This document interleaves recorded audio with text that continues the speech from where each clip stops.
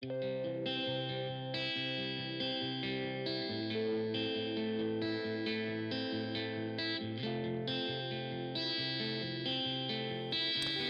is a podcast by WellHouse Church, where we take a closer look and dig a little deeper into this week's sermon. What's going on, Bible nerds? Today we're talking about Genesis 9, so let's take a closer look. Let's do it. So this is it's quite a fascinating chapter when you really think about it in the context of the Genesis narrative up to this point. Right. So where we're at, we have skipped ahead. Last week we talked about Cain and Abel, and we briefly introduced the beginning of the Noah story. But now we've jumped past all of the flood part of the narrative of Noah, and we've come to them post-flood. So this is post-flood, and God begins to make this covenant with Noah. And interestingly enough, the covenant, or a piece of the covenant that he makes with them, is some changes. So the big piece is, this is where we get the rainbow narrative, that God's sign of the covenant is that he's going to put a bow in the clouds. That's always a reminder for the covenant he made that he'd never destroy the earth again by water. Right. But the other thing that's going on here is it's a parallel command story to Genesis 1. So I'm going to start reading in verse 1. God blessed Noah and his sons and said to them, "Be fruitful and multiply and fill the earth." So, Clayton, where did we see that before? Genesis 1. Genesis 1. Like literally the exact same language. Yeah. It's almost like God is starting over with Noah. Right. He's gotten rid of all the corruption that he saw in the world, and now he's starting over with Noah, and he gives them the exact same command that he gives to Adam and Eve. Now, obviously, sin has already entered the world. Like all of that element is not gone, but God is starting over with the most righteous man on the face of the planet and his family. Okay? Starting over completely with the exact same command to be fruitful and multiply and fill the earth. Now, he goes into some dietary stuff. So this is also the first place that humanity's ever given permission to eat meat. Because up until this point, they haven't been allowed to, and now this is the first place where we're told in the narrative that they can eat meat. And then in verse 5, it's interesting. Verse 5 says, "For your own lifeblood I will surely require a reckoning. From every animal I will require it, and from human beings, each one for the blood of another. I will require a reckoning for human life." Remember what we talked about last week with Cain and Abel? Like, God is saying no more death. Right. In a weird way, verse 6 is a kind of retribution on the sanctity of human life. Right. Because verse 6 says, so there's a setup here that I will require a reckoning for death entering the world. Verse 6, "Whoever sheds the blood of a human, by a human shall that person's blood be shed, for in his own image God made humankind." So once again, you get this continuation of the parallel from Genesis 1. Right. Be fruitful and multiply, as well as the image of God language. And so in a weird way, we're being reaffirmed of the sanctity of human life, being made in the image of God and the likeness of God. Actually, likeness is left off here. That just clicked for me.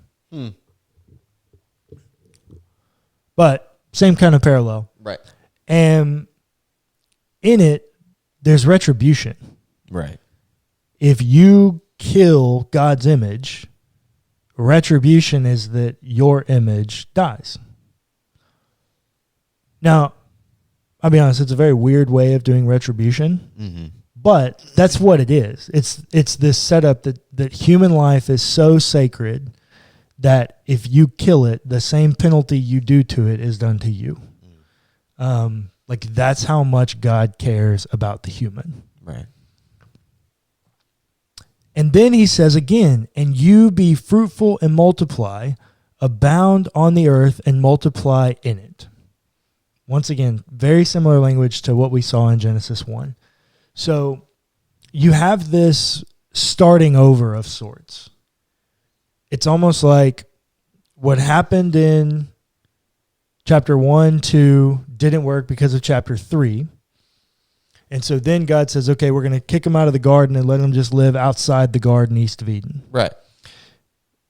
And then we get to the point through verse or the beginning part of chapter 6 where God's like, okay, this is just so terrible. I've got to start over. Mm-hmm. So he picks Noah and his family and does the ark and does the flood, kills off everybody else. And now this is a moment where we're starting over again. Right. Once again, this is a new subset of the same narrative. Right. And I think that's important because how do Adam and Eve, quote unquote, sin in the garden? Some level of pursuit that, like, wrongfully placed pursuit. Mm-hmm. Something along those lines. We're gonna I think what we're gonna call it throughout this series is fruit abuse. Fruit abuse. It's this kind of thing where you're kind of on track, but you're abusing something that God has given you. Interesting. Noah commits fruit abuse. Yep. God told him to go be fruitful and multiply and fill the earth and all these things. And then God makes a promise with him. No, I'm never going to do what I just did ever again. Yeah. And I'm going to give you and me both a visible reminder. It even says, verse 13, I've set a bow in the clouds, and it shall be a sign of the covenant between me and the earth. When I bring clouds over the earth and the bow is seen in the clouds, verse 15, I will remember my covenant that is between me and you. So God's putting it there as much for himself as he is for us. Right. It's this kind of mutual covenant here. Then that section of the narrative ends, and we pick up in verse 20 for our purposes. Noah, a man of the soil, was the first to plant a vineyard. He drank some of the wine and became drunk, and he lay uncovered in his tent. All right. Before we enter into this text, I need everybody to know that this is about to be a very strange story that we've talked about it before. We have, but we've got a lot of new listeners. Yeah. This is about to be a very strange story that really scholars are all over the place on what is actually happening in this moment and what's the problem. Yeah. But the story must be told. Verse 22, and Ham, the father of Canaan, saw the nakedness of his father and told his two brothers outside. Then Shem and Japheth took a garment, laid it on both their shoulders, and walked backward and covered the nakedness of their father. Their faces were turned away, and they did not see their father's nakedness. When Noah woke from his wine and knew what his youngest son had done to him, he said, and we're going to get to that curse in a minute. So basically, if you didn't follow the story, basically what happens is Noah gets off the boat and has this really spiritual moment with God where he's told to be fruitful and multiply. And the text says, Noah's a man of the soil. So what does he do? He goes and plants a fruit. Yep. And then he makes wine with it and gets drunk. Yes. Mega drunk. Yeah. So drunk that he just goes into his tent and takes his clothes off. That's an uncomfortable level of drunk. I would imagine so, yes. Yes, that is a very uncomfortable amount of drunk. And his youngest son goes into the tent. Now, and this is where scholars debate, we are unsure the likelihood of whether or not they had one big family communal tent or if they each had their own tent. Right. best guess is it's one big communal tent. Right. At least for the first one. Right. So if it's one big communal tent, Ham doesn't necessarily do anything wrong.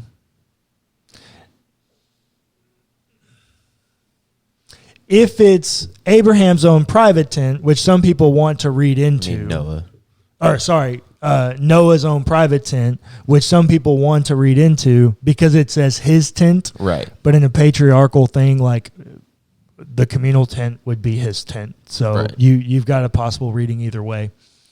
So Ham goes in and Noah's drunk and he sees his father's nakedness. Now, remember, this is a parallel story set up to Genesis 1, which right. also means it's a parallel of 2 and 3. Okay. What happens at the end of chapter 2? What's the final verse of chapter 2? And God clothed them with fur. No, of chapter 2. They haven't sinned yet. Oh, I'm sorry. That they're naked and unashamed. Naked and unashamed. Then they sin, and the first thing they feel is shame about their nakedness. Yeah. This is chapter 2 and 3 together in this parallel. Noah is ashamed of his nakedness. If that is true, then what's the sin? If he's already feeling the shame in the parallel story, right? Obviously Noah's felt shame before because he sinned, but like in the parallel story, what would be Noah's sin? Fruit abuse. Fruit abuse. That's Noah's sin, is fruit abuse. And so he feels shame when he wakes up and figures it out. There's this really kind of unique story where his other two sons go and try to cover it. Like they understand that something is off here. Right. And then Noah wakes up. And you get chapter 3 and 4 parallel when he wakes up. Because when Noah wakes up and he figures out what's happened, he offers a curse, just like God does at the end of chapter 3. But you also get chapter 4 because he largely commands death against the image of God, just like Cain does. Because this is what he says in verse 25. He said, "Cursed be Canaan." Now, notice this, and this is where I say we're not good readers of our Bible. Who's Canaan? That would be Ham's son. It's Ham's son. Yeah. Who wronged Abraham, or who wronged Noah? Well, depending on how you read it, nobody, but Ham. Ham. So Noah skips his son and curses his grandson. Yeah. Innocent blood. Yeah. Just like Abel. Cursed be Canaan, lowest of slaves shall he be to his brothers. He also said, "Blessed by the Lord my God be Shem, and let Canaan be his slave. May God make space for Japheth, and let him live in the tents of Shem, and let Canaan be his slave." It's pretty harsh words there, Noah. About your grandson, who is innocent. Who didn't do anything wrong other than be fathered from the son that you now hate. Yeah. And here's the deal. This is a very big moment because this text has been used and weaponized to hurt and harm a ton of people. Yep. Now, here's the other thing that I will say. I recognize that. The biggest problem here is that in Hebrew literature, curses, Hebrew literature and tradition, curses cannot be undone. Right. They cannot be taken back. They can be fixed, which is part of the Jesus element, but they cannot be undone. You can't just, if you throw a curse back, you can't just go, oh, JK, I was mad, I'm withdrawing my curse. Right. Same with a blessing. That's why in the Jacob and Esau story, when Esau goes to Isaac, he says, what have you done? He goes, I can't. What's done? Like, I cannot change this. Fruit abuse makes some things happen that you can't take back. In a very literal sense, like, I know that there are drunks in the world. Yeah. Like, fruit abuse can make you do some things you can't take back.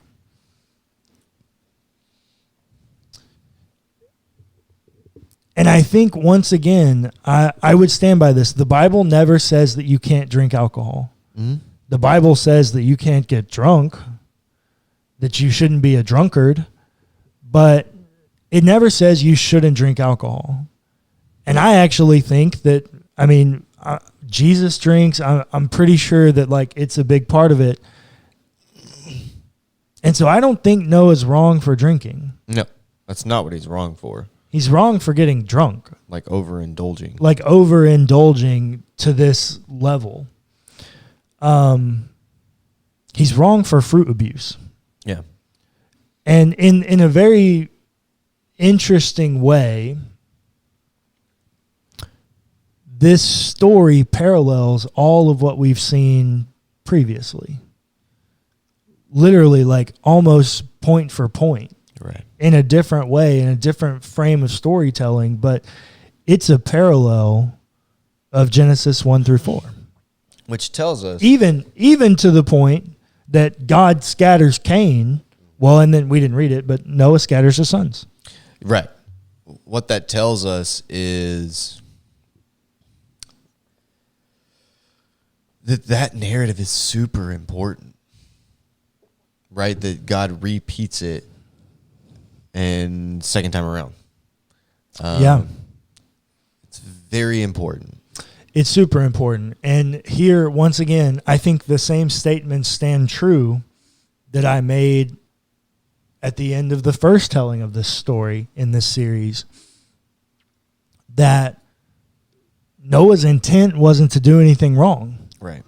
But sometimes fruit abuse puts you in places where you do some royally stupid things. Yeah.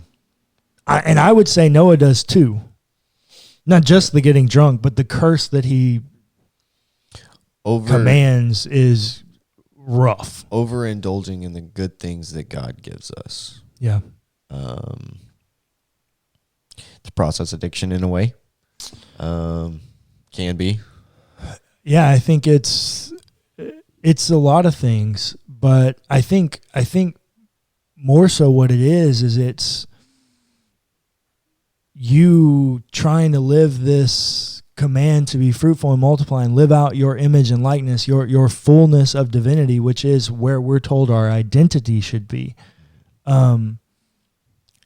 It's us trying to do it in the wrong ways. Right. Now look, you guys know I'm not like the massive, like, super rule follower person. That's it, like, super rule follower person. I'm not legalistic about the law in any kind of way. Like, I definitely think that Jesus's grace is bigger than that type of lifestyle. But I do think there are some things that we do that are fruit abuse. I think we all do. Now, there's a twofold encouragement here. Number one, God made perfect human beings. Right. And they did this. And then God said, okay, well, I'm going to start over with the most righteous kid or the most righteous person on the earth. And it happened again. So I think there's some encouragement, like, hey, God knows that there's some stuff going on here. I get it. Like, I knew that I had to fix this with Jesus, so right. You're welcome. But I don't think God's up there like, oh my God, I can't believe they did this again. Right.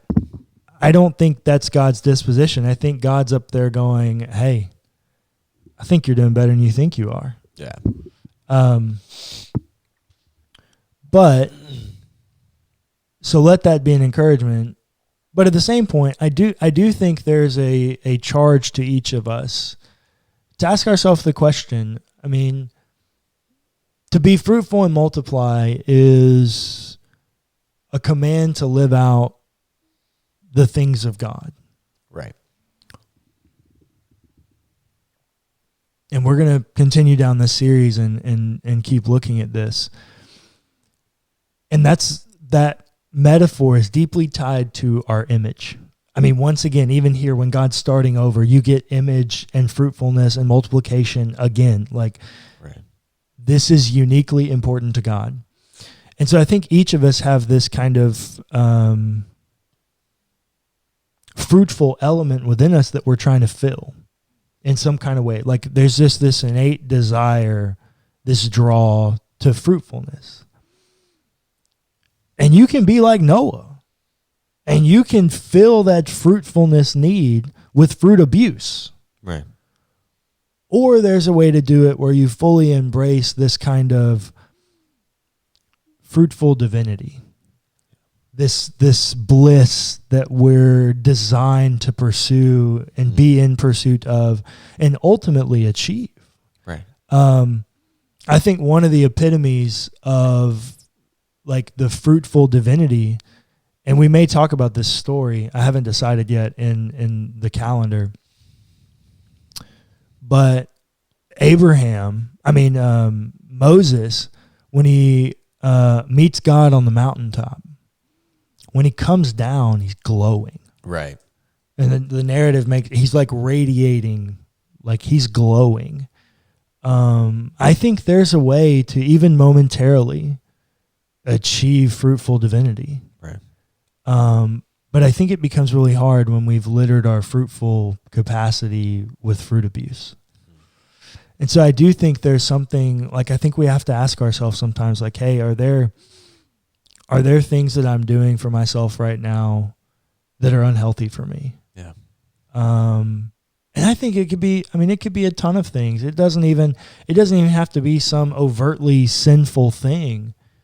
I think even just simply something like, hey, I spend too much time watching TV. Like, maybe this is not the best rhythm of life. Right. Hey, maybe my anxiety's high and like I need to find some new rhythms to handle that for myself. I don't think that fruit abuse has to be in these kind of heinous ways that we've seen in the story up to this point. I do think they can be. Sure. But yeah. I don't think they have to be. I think it can be a lot of different questions for ourselves. And I think for me, the question that I always tell people I want you to ask is, I don't want you to think, oh, I've got to be perfect tomorrow. I'm not anywhere near perfect. So I'm not going to hold anybody that perfection standard.